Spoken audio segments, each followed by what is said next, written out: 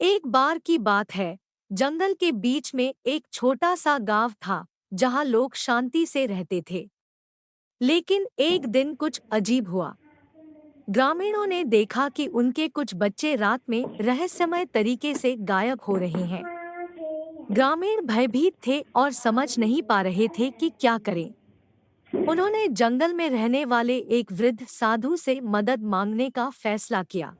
बूढ़े ऋषि ने उन्हें बताया कि एक चुड़ैल हाल ही में जंगल में चली गई थी और वह गायब होने के लिए जिम्मेदार थी। ग्रामीण भयभीत थे और समझ नहीं पा रहे थे कि डायन से कैसे छुटकारा पाया जाए। वृद्ध ऋषि ने उन्हें एक उपाय दिया।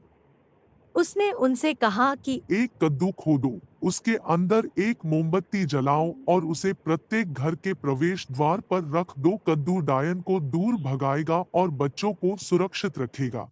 ग्रामीणों ने वृद्ध ऋषि की सलाह का पालन किया और गायब होना बंद हो गया।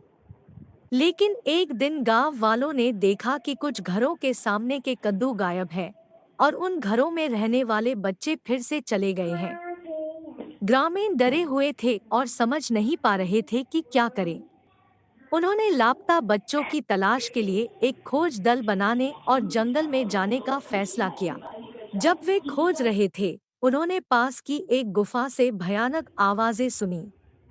वे सावधानी से गुफा के पास पहुंचे और उन्होंने अंदर जो देखा उससे उनका खून ठंडा हो गया। चुड़ैल गुफा के बीच में खड़ी थी, लापता बच्चों से घिरी हुई थी। चुड़ैल कद्दू का उपयोग यह पता लगाने के तरीके के रूप में कर रही थी कि किन घरों में बच्चे हैं। ग्रामीणों ने तुरंत योजना बनाई। वे उसे गुफा से बहला फुसला कर विचलित कर देते थे, जबकि उनमें से एक बच्चों को बचा लेता था। योजना काम कर गई और बच्चे बच गए। लोगों ने फिर कभी चुड़ैल को नहीं देखा, लेकिन जो हुआ उसकी याद दिलाने के लिए वे हर साल कद्दू जलाते रहे।